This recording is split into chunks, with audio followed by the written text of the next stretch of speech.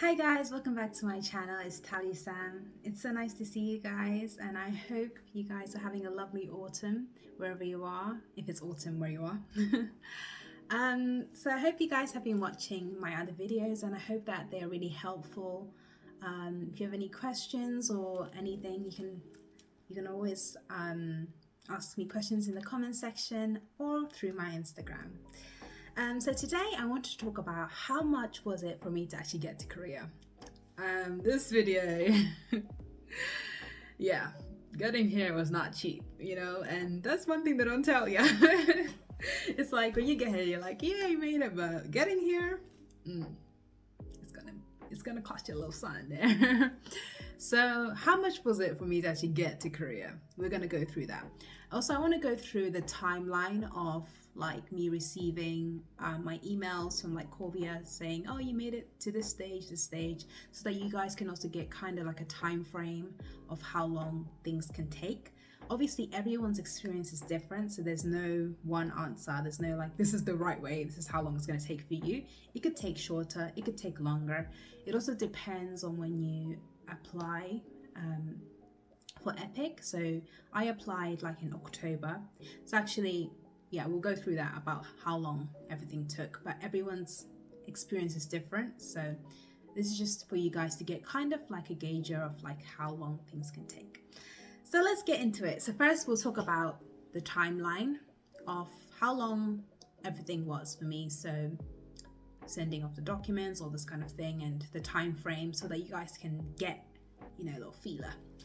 Okay, so on my birthday, actually, 14th of September 2022, it's when I had the email from Korea after I had an interview with them. So as you guys know, or would have known from my previous videos, that I went with a recruiter, which was Korea, and I really recommend them. They're just so helpful. Even up to now, they're still helping us and they're there for us, and they even have like events where you guys can go hiking together and meet other teachers who came with Korea. So it's not just like okay, we'll help you until you get to Korea and see ya, but they're still there for us and still helping us. So I just recommend them. Like legit, this has not been a paid thing. It's just, they're really good. So like basically, I had an interview with them, and then I received an email from them on my birthday, which is 14/09/2022, that the interview went well with them, like for them to help me with my application and everything. That went well. So I received that confirmation on my birthday, the September 14th. From then, I was working on my application for Epik. So I was doing all the documents and everything. So let's say it was about more than a month. So my application was successfully sent to Epik on the 25th of October 2022. So that's like more than a month. But during that time, I was sending in my application back and forth with Korea, and they were checking everything, making sure that I needed to do certain changes on the application. So during that time, I was filling in my application and sending it to Korea for checks and stuff. So yeah, it took actually some time, I think, because with me checking everything. But yeah, so by 25th of October 2022, application was successfully sent to Epik, and then on the 3rd of November 2022, I received an email from Epik that I passed the first selection. So which is basically the interview booking, so I could book my interview. So my application was received and they were happy with it, and they asked me to book an interview. So I booked my interview for the 10th of November 2022 at 1 a.m. UK time. And if you guys saw my previous videos, you would have saw about my interview and how it went and everything. So yeah,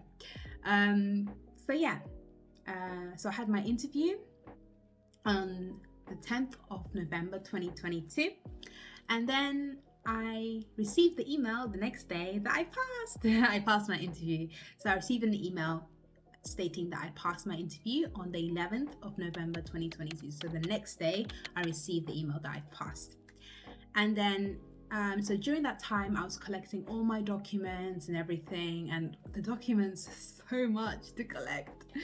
Like there's just so much. So I had to collect. So from my university, I had to collect my bachelor's degree, my master's degree. So that took some time because the university had to prepare the documents and everything. That actually took some time, and that really took a lot of time off.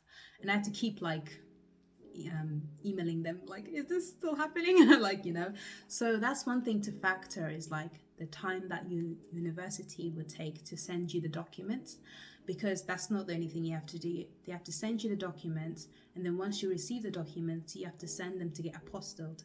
So that was like the next step. So during that time, I was doing that, getting the documents sent to me, then receiving them and sending them to get their apostilled.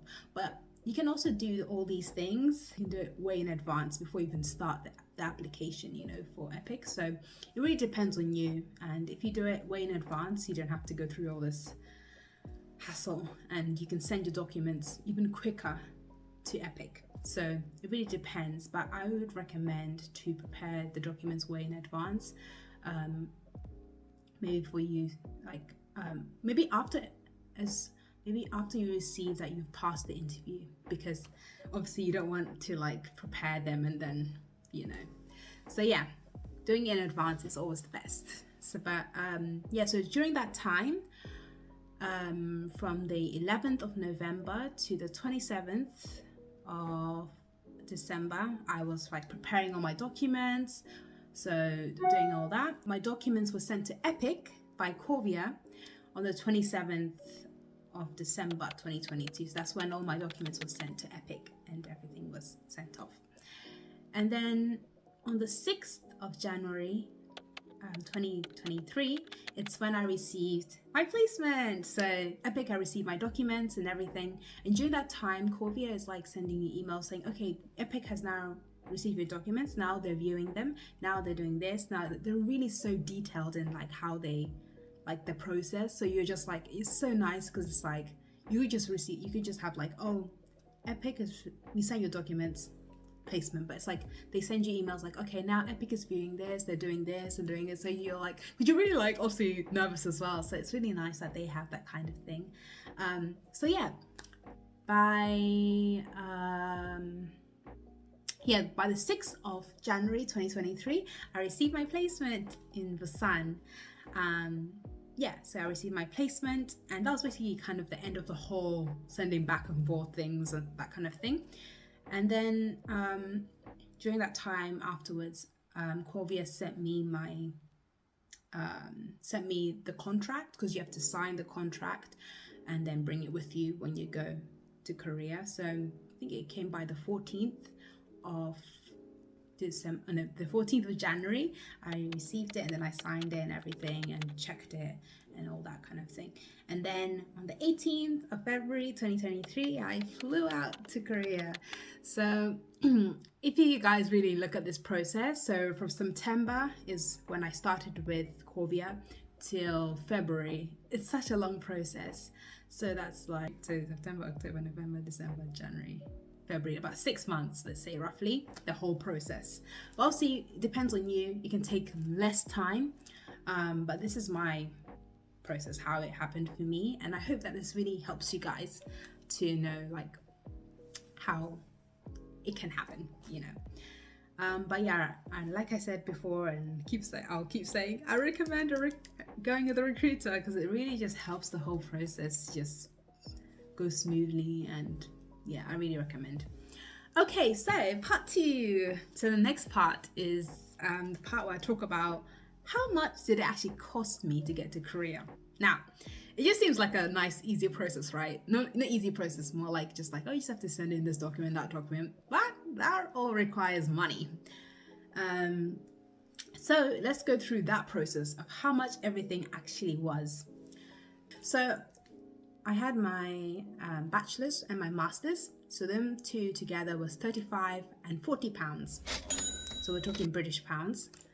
And then I had to apply for a DBS. So DBS is basically, in the UK, it's called disclosure and barring.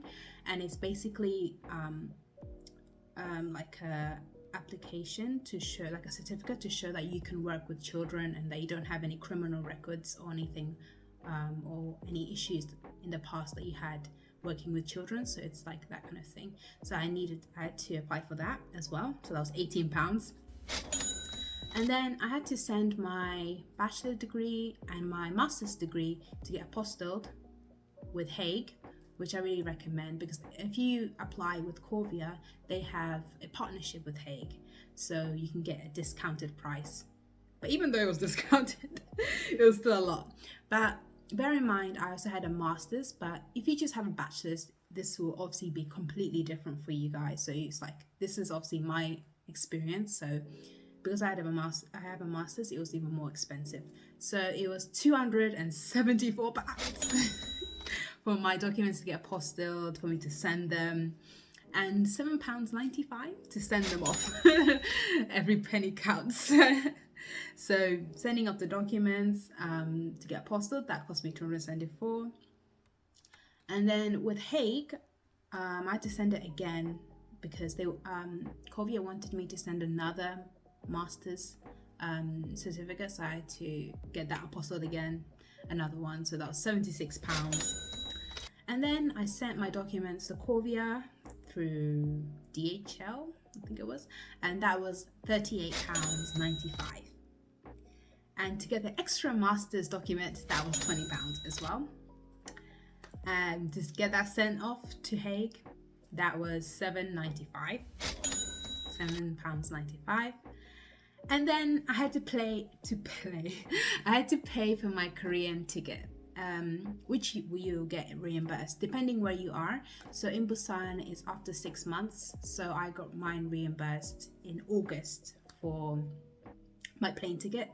But in other places you get reimbursed even quicker. I think it's in March, or like, yeah, I'm not 100% clear, but in other cities you get reimbursed quicker, but it depends on your city and it'll be in your contract. So read the contract and you'll see it will all be there for you.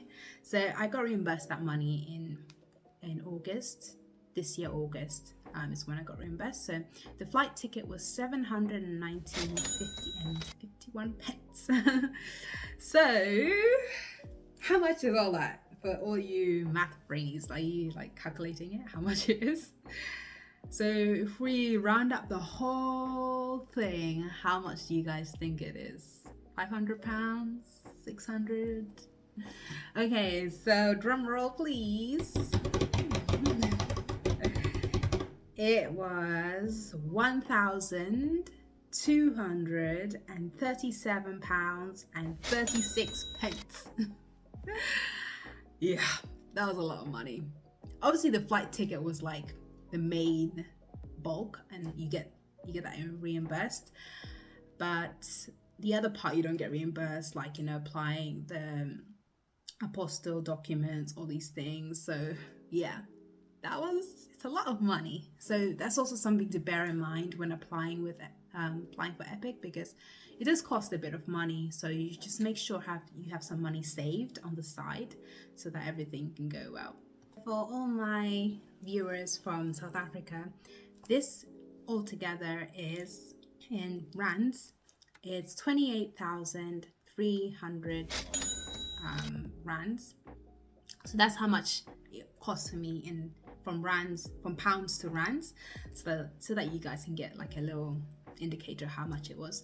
And if you are using US dollars, that was 1,480 roughly for my whole application process. So from pounds to dollars, just so you guys can get like a little indicator, because not everyone's from the UK. So yeah, it was expensive. But was it worth it? Yeah, it was.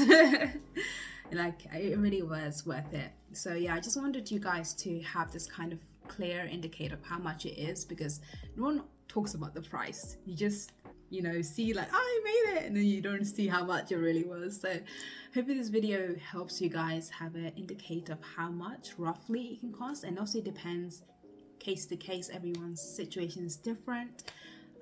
So yeah, I really hope this helped.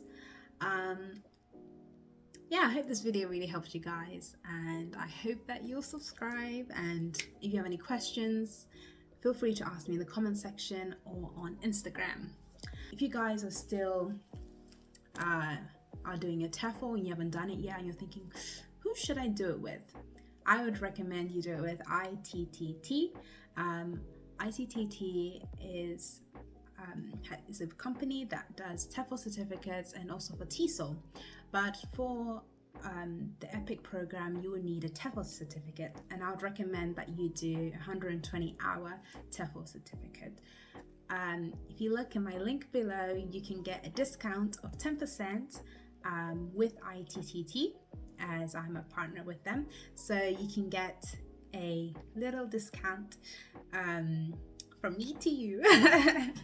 So I hope that will really help you guys. And yeah, and they really have many courses. They even have a 220-hour course, which you wouldn't need, but if you wanted to do even that, you can do that kind of thing, or even 150. But the one that you need for Epik is 120.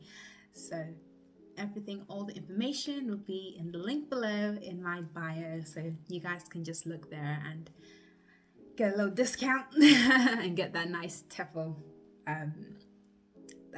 certificate. And depending on the country where you're from, there are also in-class courses, but I know for South Africa there aren't any in-class classes, unfortunately, but you can do everything online, and you can still get the 120 hours. So I hope this video is helpful. Please subscribe, ask questions, and let me know what other things you'd like me to talk about so that I can really help you guys through this process, because I know it's hard. But yeah, I hope you guys enjoyed this video, and until next time, annyeong.